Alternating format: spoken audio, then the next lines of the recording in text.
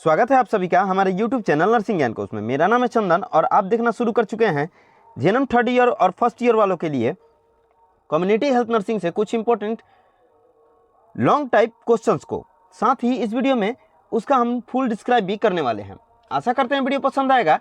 अगर वीडियो पसंद आता है तो हमारे चैनल को जरूर सब्सक्राइब कीजिए, साथ ही वीडियो को लाइक तथा अपने दोस्तों में भी जरूर शेयर कीजिए। चलिए बढ़ते हैं आज के पहले क्वेश्चन की तरफ। आज का जो पहला क्वेश्चन है वो है एड्स। ठीक है, एड्स जो एक संक्रामक रोग है, एसटीडी रोग है, उसी को आज हम लोग डिफाइन करने वाले हैं। ठीक है, तो इसका पूरा नाम जो होता है वो होता है एक्वायर्ड इम्यूनो डिफिशियंसी सिंड्रोम। ठीक है, ये एक एसटीडी यानी सेक्सुअल ट्रांसमिटेड डिजीज वाला रोग है। ठीक है, यानी सेक्सुअली ये फैलता है, जिसे हम लोग एक्वायर्ड इम्यूनो डिफिशियंसी सिंड्रोम यानी एड्स के नाम से जानते हैं। ये एक अत्यधिक गंभीर संक्रामक बीमारी है जो कि HIV नामक वायरस यानी विषाणु के कारण ये फैलता है। ठीक है, ये एक अत्यधिक गंभीर संक्रामक, ठीक है, यानी कम्युनिकेबल डिजीज है जो कि ह्यूमन इम्यूनो डिफिशियंसी के कारण ये फैलता है, यानी HIV वायरस के कारण ये फैलता है। HIV जो वायरस होता है वह एक प्रगतिशील संक्रमण है जिसके कारण संक्रमित व्यक्ति के रोग प्रतिरोधक क्षमता होती है वो धीरे धीरे कम होती जाती है।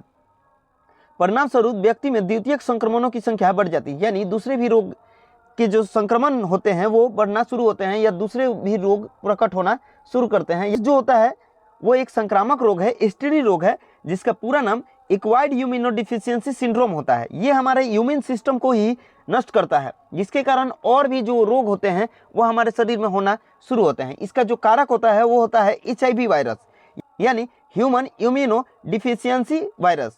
अब हम लोग देखेंगे एड्स पे जो नियंत्रित प्रोग्राम है उसको, यानी राष्ट्रीय एड्स नियंत्रण कार्यक्रम, जिसे हम लोग नेशनल एड्स कंट्रोल प्रोग्राम यानी NACP के नाम से जानते हैं। NACP के नाम से जिसको हम लोग जानते हैं उसी को हम लोग देखने वाले हैं। ठीक है, तो इसका जो शुरुआत है वो प्रथम रोगी जब पाया गया था भारत में 1986 में, उसके पश्चात 1987 में भारत ने इसको लागू किया था या भारत सरकार ने लागू किया था।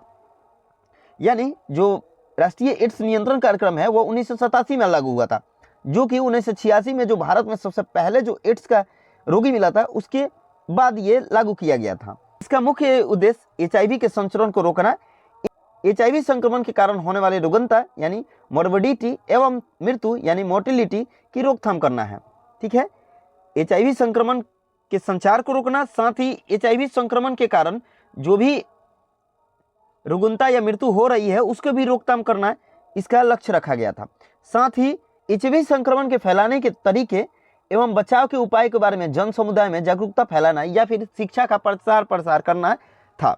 ठीक है, जो भी एड्स से नियंत्रण कार्यक्रम जो 1987 में लागू किया गया था उसका जो मेन उद्देश्य था वो था पहला संचरण को रोकना, दूसरा जो भी रुग्णता या मृत्यु हो रही है उसकी रोकथाम करना, साथ ही इसके जो शिक्षा का प्रचार प्रसार है उसको जन जन तक पहुंचाना। ठीक है, या जागरूक करना।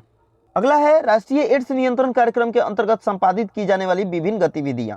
ठीक है, यानी जो राष्ट्रीय एड्स नियंत्रण कार्यक्रम है उसके अंतर्गत कौन कौन सी गतिविधियां अपनाई जाती है। तो पहला है वार्षिक देखरेख निगरानी, जिसमें वार्षिक आंकड़े हम लोग एकत्रित कर और उसका देखरेख करते हैं और किस प्रवृत्ति के कारण जो HIV संक्रमण फैल रहा है उसका कारण पता लगाते हैं और उसका साथ ही निदान भी करते हैं। दूसरा है रोकथाम पर जोर। ठीक है, यानी जो HIV के कारक हैं उसका रोकथाम या फिर एड्स को ही रोकथाम करने का ये जोर दिया जाता है।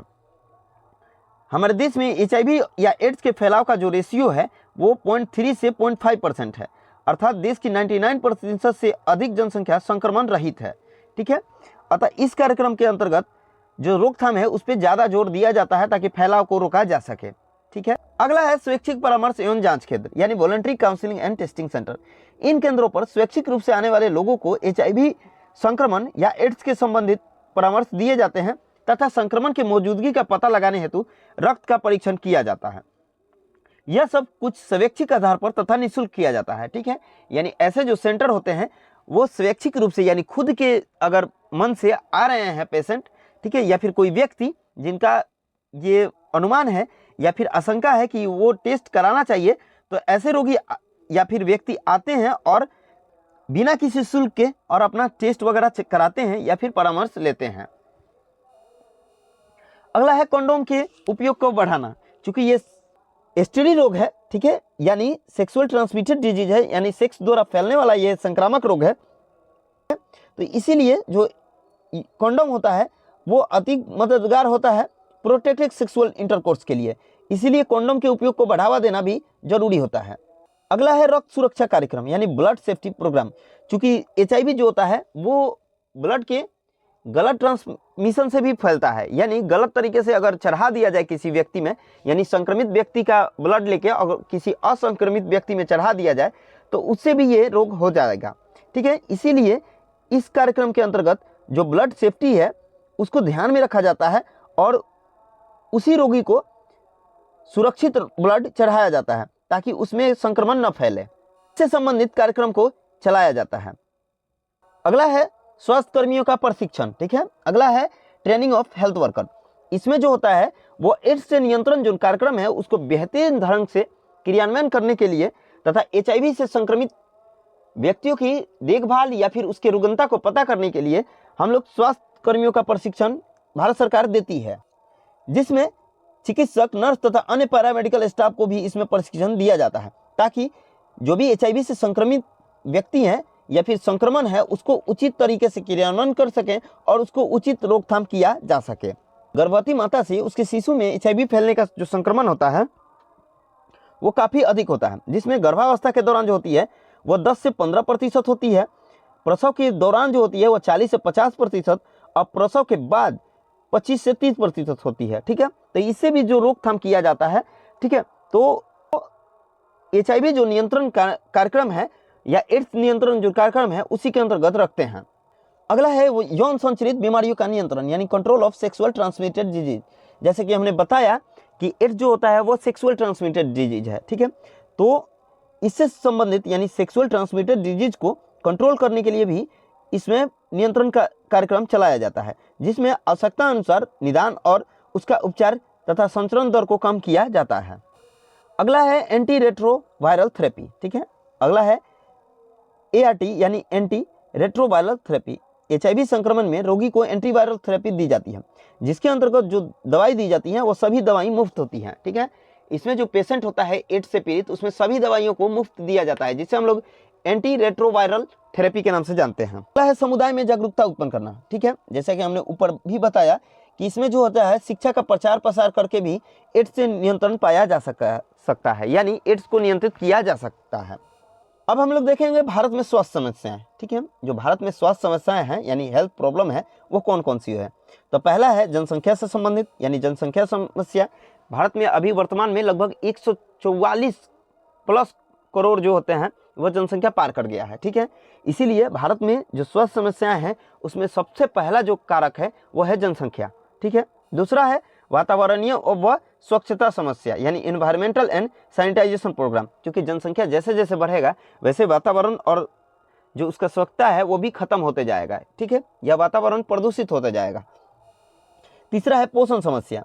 ठीक है, अत्यधिक मात्रा में पोषण का भी जरूरत पड़ेगा, जिससे कि हम लोग खाद्य पदार्थों का ठीक तरह से ना तो उपजा सकते हैं और ना ही भंडारण कर सकते हैं, जिसके लिए हमको विशेष रूप से केमिकल पे निर्भर रहना पड़ता है। इसलिए पोषण समस्याएं भी उत्पन्न हो सकती हैं या करा सकता है। फिर संचारी रोग भी जो होते हैं वो एक बहुत बड़ी गंभीर समस्या है तथा चिकित्सीय देखभाल जो होती है वो भी एक बहुत ज़्यादा कारक पैदा करता है। तो बारी बारी से इन सभी समस्याओं को देखेंगे। पहला है जनसंख्या समस्या। जैसा कि मैंने बताया कि अभी जो वर्तमान में भारत का जो जनसंख्या है वो 144 करोड़ से भी पार कर गया है। ठीक है, तो तीव्र गति से बढ़ती हुई जनसंख्या हमारे देश की एक महत्वपूर्ण स्वास्थ्य समस्या है। बढ़ती हुई जनसंख्या गरीबी, बेरोजगारी, अपराध, पारिवारिक विघटन आदि पूर्ण रूप से स्वास्थ्य समस्या को बढ़ावा देती है। ठीक है, बढ़ती हुई जनसंख्या ने देश के आर्थिक तथा सामाजिक विकास को भी पूर्ण ढंग से प्रभावित किया है। बढ़ती हुई जनसंख्या जो है वो बहुत तरीके से देश को प्रभावित करती है, जैसे गरीबी पैदा करती है, बेरोजगारी, अपराध, पारिवारिक विघटन यानी परिवार में अलगाव पैदा कर देती है। ठीक है, और बहुत सारा स्वास्थ्य समस्याओं को जन्म देती है। साथ ही अगर प्रदूषित जल से या फिर कोई भी वायु प्रदूषण से, ध्वनि प्रदूषण से, ठीक है, यानी ये बोलें कि वातावरणीय अस्वच्छता के कारण हमारे देश में बहुत सारा बीमारी जन्म ले रही है, जैसे हैजा, cholera, typhoid, hepatitis A, gastroenteritis, ठीक है, या न्यूरोलॉजिकल डिजीज, रिस्पायरेटरी डिजीज, या हार्ट से संबंधित, आँख से संबंधित, या डीपनेस, सिर दर्द, ये सब जो है वो वातावरणीय अस्वच्छता के कारण हमारे देश में एक महत्वपूर्ण स्वास्थ्य समस्या बनी हुई है। साथ ही अगर ठीक तरह से भोजन ना मिले, ठीक है, या फिर भोजन में किसी प्रकार का केमिकल वगैरह मिला रहा है, यानी पोषण जो है वो अच्छा नहीं हो, तो उस कंडीशन में भी बहुत सारा बीमारी पैदा होती है। अब हम लोग देखेंगे जो कम्युनिकेबल डिजीज प्रॉब्लम है उनको, ठीक है।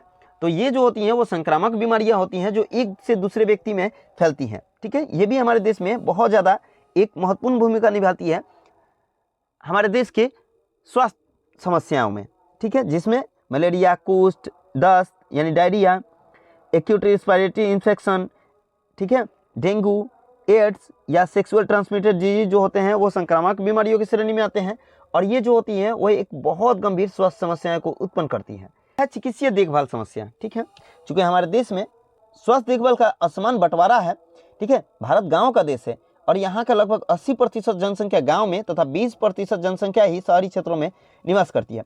इसके विपरीत केंद्र सरकार ने तथा राज्य सरकार द्वारा प्रदान की जाने वाली जो स्वास्थ्य सेवाएं हैं वो लगभग 80% भाग शहरी क्षेत्रों तक सीमित है और 20% हिस्सा ही ग्रामीण या दूरवर्ती क्षेत्रों में निवास कर रहे लोगों तक पहुंचती है, ठीक है। हमारे देश में एक बहुत ही ज़्यादा कारक है वो है जनसंख्या, ठीक है, जो कि 80% जो जनसंख्या होती है वो गाँव में निवास करती है और 20% जो जनसंख्या है वो शहरी क्षेत्रों में यानी अर्बन एरिया में रहती है, लिव करती है। लेकिन जो स्वास्थ्य संबंधित सेवाएं हैं वो 20% ही ग्रामीण क्षेत्रों को यानी रूरल एरिया को, ठीक है, दिया जाता है और 80% जो है वो अर्बन एरिया को दिया जाता है, ठीक है, जो कि असल में उल्टा होना चाहिए और इसके कारण भी स्वास्थ्य समस्याएं उत्पन्न होती हैं। आगे बढ़ते हैं, अगला क्वेश्चन है संक्रामक रोग, ठीक है। जो संक्रामक रोग होते हैं जैसे कि मैंने ऊपर बताया कि जो कम्युनिकेबल डिजीज होते हैं वो एक से दूसरे व्यक्ति में संचारित होने वाला रोग होता है यानी फैलने वाला रोग होता है, ठीक है। उसी के बारे में हम लोग थोड़ा सा बात करेंगे। संक्रामक रोग होता है उसके फैलाने वाले जो कारक होते हैं वो पहला होता है एजेंट, दूसरा होस्ट और तीसरा होता है एनवायरमेंट, ठीक है। यानी जो कम्युनिकेबल डिजीज होते हैं उसका जो पहला कारण होता है वह होता है एजेंट, दूसरा होस्ट और तीसरा होता है एनवायरमेंट। यदि इन तीनों में से कोई भी ना हो तो रोग उत्पन्न नहीं होता है और किसी एक के भी उपस्थित होने से संक्रामक रोग उत्पन्न हो जाते हैं। अब हम लोग देखेंगे संक्रामक रोगों के भाग को, तो इसको दो भागों में बांटा गया है। पहला होता है बैक्टीरिया से जो जनित होते हैं यानी जीवाणु जो पैदा करते हैं, दूसरा होता है जो वायरस यानी विषाणु जो उत्पन्न करते हैं। बैक्टीरिया जो जन्म देते हैं उसमें डिप्थेरिया, ट्यूबरक्लोसिस यानी टीबी, व्हीपिंग कॉफ यानी पर्ट्यूसिस जिसे बोलते हैं, टिटनेस, कोलेरा या टाइफाइड इत्यादि रोग उत्पन्न होते हैं। और वायरस जो रोग होते हैं उसमें mumps, polio, measles, rubella, influenza, SARS, hepatitis A, hepatitis B, rabies, chikungunya या फिर जो भी एसटीडी रोग हैं जैसे HIV एड्स हो गया, ठीक है, ये सब जो हैं वो वायरस जनित संक्रामक रोग की श्रेणी में आते हैं। इसके लिए बस इतना ही। आशा करते हैं वीडियो पसंद आया होगा। अगर वीडियो पसंद आया है तो हमारे चैनल को जरूर सब्सक्राइब कीजिए, साथ ही वीडियो को लाइक तथा अपने दोस्तों में भी जरूर शेयर कीजिए। अगर आप इस वीडियो से संबंधित PDF को देखना चाहते हैं तो हमारे डिस्क्रिप्शन बॉक्स में लिंक मौजूद है जिस पे आप टाइप करके PDF को देख सकते हैं। मिलते हैं नेक्स्ट वीडियो में, तब तक के लिए धन्यवाद।